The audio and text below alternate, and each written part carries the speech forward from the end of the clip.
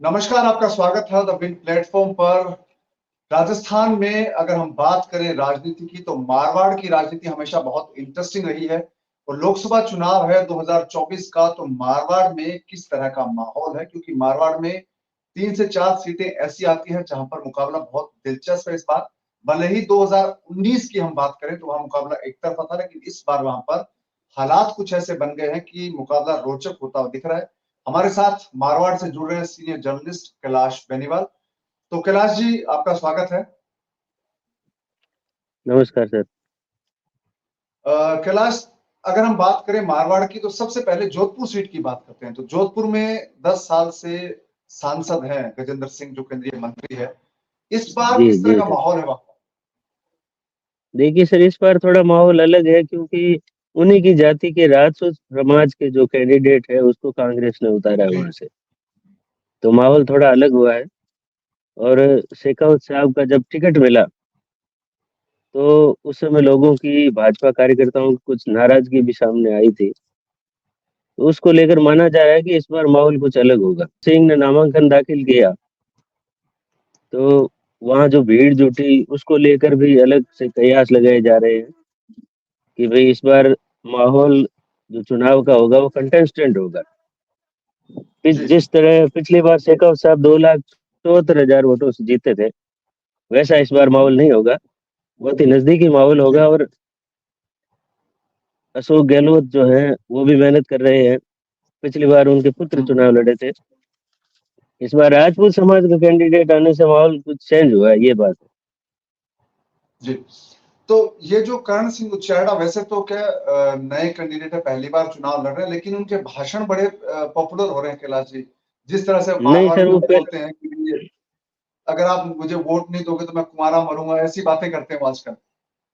नहीं, वो नए कैंडिडेट तो नहीं है। उन्होंने पहले भी लोट विधानसभा से 2 बार विधानसभा चुनाव को लेकर दावेदारी की थी। तो वो भी जी। पिछले 10 सालों से राजनीति में सक्रिय है, बिल्डर है, समाज सेवी है, भामाशाह है। तो इसलिए माहौल थोड़ा चेंज हुआ है क्योंकि वो 10 सालों से राजनीति में सक्रिय थे। विधानसभा चुनाव को लेकर वो तैयारी कर रहे थे, हालांकि उन्हें टिकट नहीं मिला। जी। इस बार उनको लोकसभा में टिकट दिया गया है। और वो, उन्होंने एक महत्वपूर्ण मुद्दा उठाया। जब उनको पहले टिकट मिला तो उन्होंने कहा कि मैं जी। जोधपुर का बेटा हूँ और शेखावत हम्म। बाहरी प्रत्याशी हैं। तो उन्होंने बाहरी और लोकल प्रत्याशी के मुद्दे को लेकर भी वो काफी मुखर हो रहे हैं। तो क्या जोधपुर में ये बाहरी वर्सेस लोकल ये काम करेगा क्या फैक्टर? नहीं, लगता तो नहीं है क्योंकि शेखावत साहब भी यहीं रहे हैं। हम्म। वो भी कोई, मुझे नहीं लगता है कि उनका जन्म भी शायद यहीं हुआ है जोधपुर में। उनके पिताजी की यहाँ सर्विस रही है। वो यहाँ जयनारायण व्यास विश्वविद्यालय में अध्यक्ष रहे हैं। उसके बाद उन्होंने यहाँ विभिन्न सामाजिक संगठनों में, राजनीतिक संगठनों में काम किया। तो यहीं से हैं। पर अब मूल रूप से वो शेखावटी से आते हैं, तो उस मुद्दे को लेकर बात की जा रही है। मुझे नहीं लगता कि इतना मुद्दा ज्यादा ये इफेक्टिव होगा। कैलाश जी, अगर हम बात करें 2019 के चुनाव की, तो उस वक्त जो रिजल्ट आए थे 2019 में, भाजपा को जो वोट शेयर मिला था वो था 58% से ज्यादा, और कांग्रेस जी 38% वोट शेयर मिला था। और वो भी तब जब अशोक गहलोत के बेटे वैभव गहलोत वहां से चुनाव लड़े थे। तो ये 20% का जो फर्क है, क्या करण सिंह उच्चाड़ा इसको कवर कर सकते हैं? और अभी जो 2023 का इलेक्शन है उसमें 7 सीटें भाजपा जीती है जी। एक विधानसभा कांग्रेस की की। सीट है सरदारपुर विधानसभा की, जी। अशोक गहलोत जी। जहाँ से विधायक हैं। बाकी सारी सीटें, जो 8 सीटें हैं, उनमें से 7 बीजेपी के पास है। जी। इस तो बार जो आप बता जी। रहे हैं कि जो प्रतिशत था वो ज्यादा था, उसका कारण, अब कांग्रेस के जो लोग हैं वो ये बता रहे हैं कि हनुमान बेनीवाल की पार्टी जो रालोपा है उसका गठबंधन हुआ है कांग्रेस के साथ। जी। तो उसको लेकर उनके वोट बैंक को फायदा होगा। और हम्म। एक करण सिंह राजपूत जाति से आते हैं, तो वोट डिवाइडेशन होगा जी। वो भी। तो उसको जी। लेकर अपन मान सकते हैं कि कुछ हद तक फर्क पड़े। बाकी इस बार राम मंदिर की लहर भी है। भाजपा ने राम मंदिर बना दिया है। उस मुद्दे को लेकर जी। भाजपा बहुत आगे तक गई है। उन्होंने उसको एक प्रोग्राम के तौर पर लिया है। जी।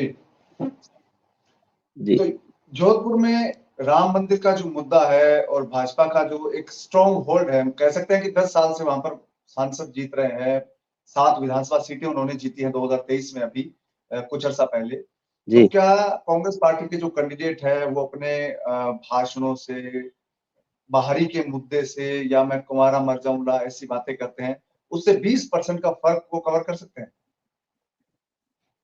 अब देखो सर क्या होता है, अभी चुनाव में टाइम है, नहीं, आप क्या वहां पता पर हैं तो क्या आपको कोई क्या मुद्दे लगता है ले लोगों रहे। के बीच कौन सी चीज काम कर रही है?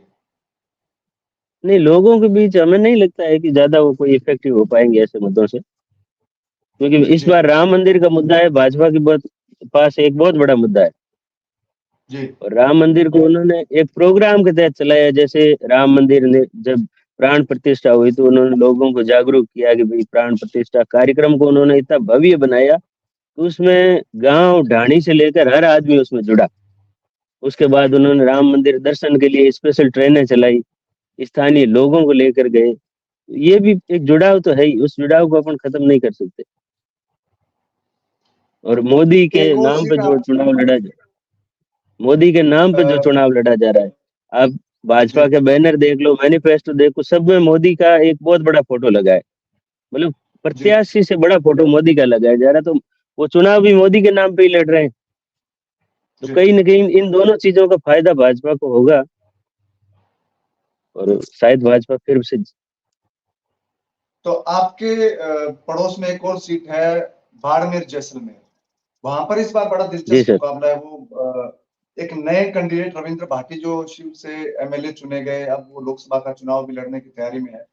तो जी। क्या एक माहौल जो है रविंद्र भाटी की वजह से भाजपा के पक्ष में जाएगा या उनके अगेंस्ट जाएगा, या कौन सी पार्टी को फायदा होगा? अब देखिए सर, सीधे तौर पे अगर देखें तो राजपूत मतदाता जो है वो भाजपा के ही माने जाते हैं, और इससे जी बीजेपी को नुकसान होता दिख रहा है।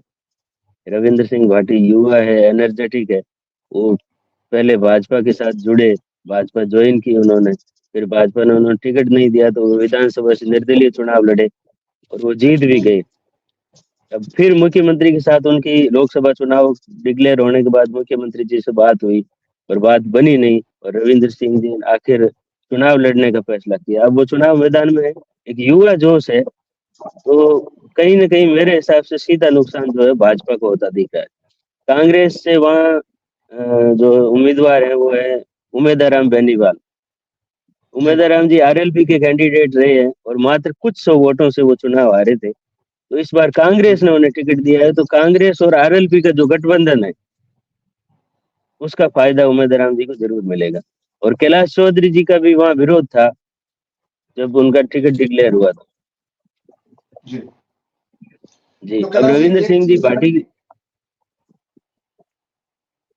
एक चीज ये भी बात में सुनने में आ रही है कि वहां के जो कैंडिडेट है कैलाश चौधरी, उनके खिलाफ लोग नाराज हैं, उनके खिलाफ एंटी इनकम्बेंसी है।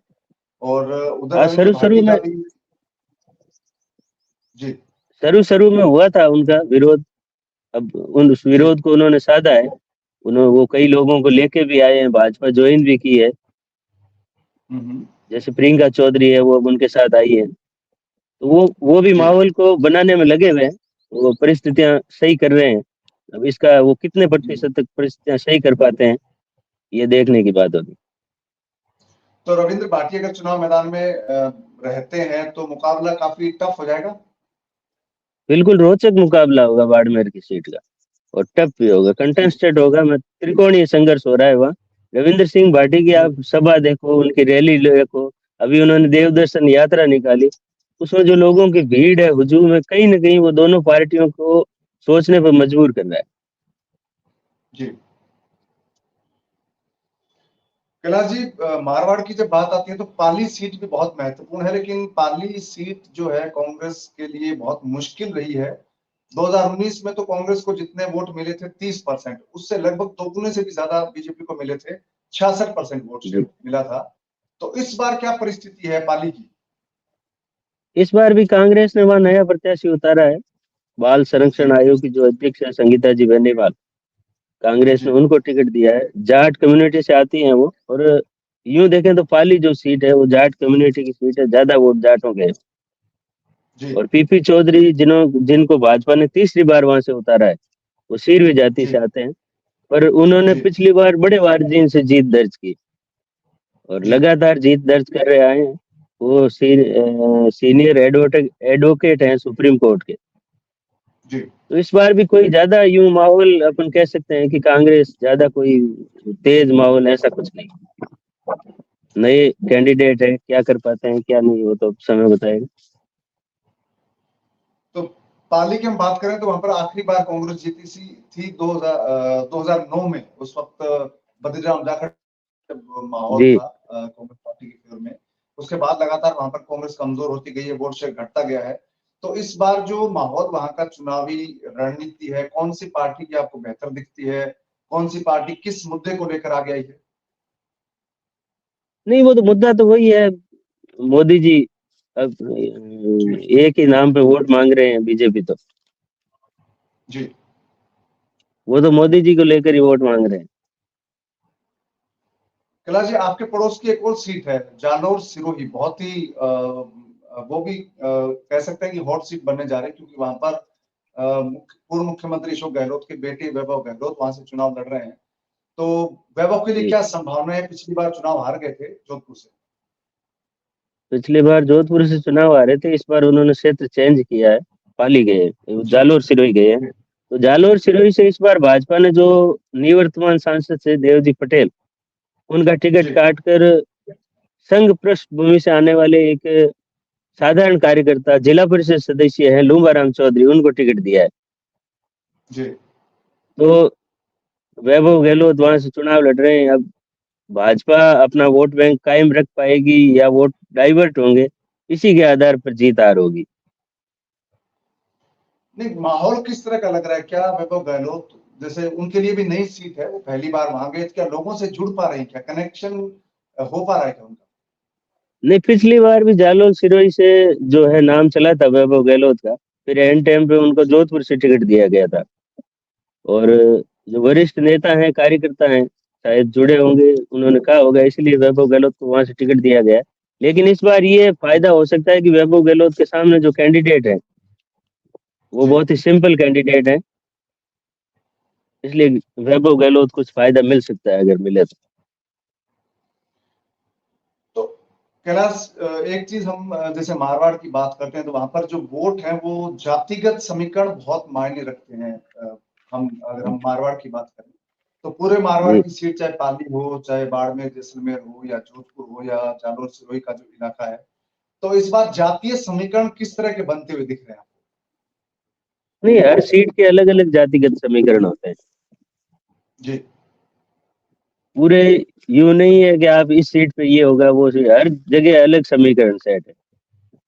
जी इस बार हनुमान बेनीवाल के कांग्रेस के साथ गठबंधन के कारण जी जाट वोटों का फायदा मिल रहा है कांग्रेस को। जी पिछली बार ऐसा नहीं था, पिछली बार हनुमान बेनीवाल चुनाव लड़े थे बीजेपी के साथ गठबंधन से लोकसभा में। बीजेपी ने पिछली बार 25 में से 25 सीट, यानी 24 बीजेपी और एक आरएलपी गठबंधन ने प्राप्त की थी, 25 प्राप्त की थी। और इस बार समीकरण पूरा जी चेंज हो रहा है। तो हनुमान बेनीवाल भी बहुत वजूद रखते हैं मारवाड़ की राजनीति में, खास करके पाली, जालोर, सिरोही, बाड़मेर, जोधपुर, इन सीटों पर, नागौर, इन सीटों पर उनका प्रभाव है। तो हो सकता है इसका फायदा मिले कांग्रेस को। अपन मन नकार नहीं सकते कि भाई फायदा नहीं मिलेगा, मिलेगा, जरूर मिलेगा हनुमान बेनीवाल के गठबंधन से कांग्रेस को। तो अगर हम बड़ी जातियां, जैसे वहां पर जाट है, राजपूत है, और दूसरी जो कम्युनिटीज हैं, चाहे वो ब्राह्मण समुदाय है या जो मुस्लिम कम्युनिटी है, इनका झुकाव अलग अलग सीटों के हिसाब से मोटे तौर पर जो सबसे निर्णायक वोटर है जाट, वो किसकी तरफ है? अब जाटों की, अगर हनुमान बेनीवाल को नेता माने तो जाटों का झुकाव फिर कांग्रेस की तरफ रहेगा। जी उसके अलावा जैसे कैलाश चौधरी है, वो भी एक जाट नेता के तौर पे देखे जाते हैं। उनको जाट प्रतिनिधित्व के तौर पर ही मंत्री बनाया गया था केंद्र में पिछली बार। जी तो अलग अलग जगह अलग अलग सीटों पर प्रभाव है, कहीं जाट बीजेपी में है, कहीं कांग्रेस में है। आरएलपी और कांग्रेस का गठबंधन हो गया तो निश्चित तौर से एक डबल फायदा हुआ है कांग्रेस को, क्योंकि दो जाट नेता एक साथ आ रहे हैं। जैसे नागौर के जाट नेता हैं, वो कांग्रेस में थे, हम्म, अब हनुमान बेनीवाल कांग्रेस में आ गए तो नागौर की सीटों पर जाट समुदाय को ज्यादा उधर फायदा होगा।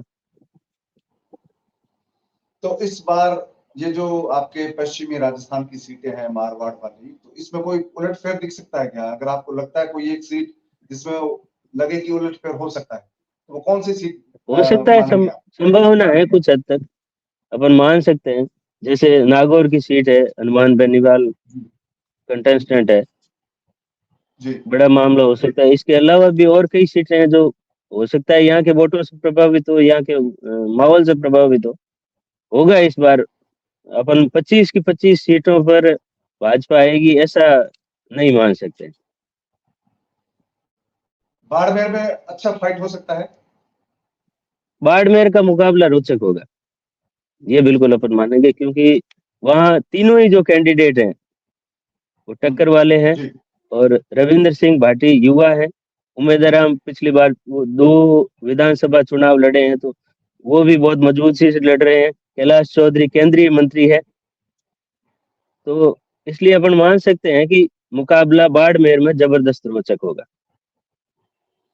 पिछली बार जिस तरह से हार जीत का जो फर्क था वो कई सीटों पर 3 लाख था या उससे ज्यादा था, इस बार क्या उतना फर्क रहने का है? आपको लगता है कि भाई उतना डिफरेंस से एकदम एक पार्टी बहुत आगे है, दूसरी बिल्कुल ही पीछे है? नहीं, ऐसा अपन नहीं इस बार, मुझे लगता है कि जोधपुर है, बाड़मेर है, इन सीटों पर जो मार्जिन है वो बहुत टक्कर का रहेगा। अपन इसको कम मान सकते हैं कि मार्जिन कम होगा। पिछली बार तो 4 लाख 3 लाख ये गई थी, इस बार इतना अपन नहीं मान सकते कि इतना ज्यादा मार्जिन होगा बाड़मेर और जी जोधपुर में। तो कैलाश जी, इस बार उम्मीद करते हैं कि अच्छा मुकाबला हो, जिससे जो डेमोक्रेसी में क्या है कि जब दो कैंडिडेट के बीच अच्छी टक्कर होती है तो लोग वोट ज्यादा करते हैं, तो उनको ज्यादा एक तरह से भागीदारी होती है, लोकतंत्र मजबूत होता है।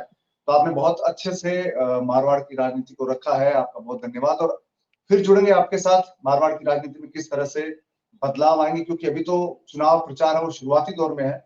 जैसे जैसे अभी आगे शुरुआत बढ़ेगा है तो अभी। वहां पर तो और भी बदलाव आएंगे। तो आपसे फिर जुड़ेंगे। कैलाश जी, आपका बहुत बहुत जी धन्यवाद। धन्यवाद, बहुत बहुत धन्यवाद।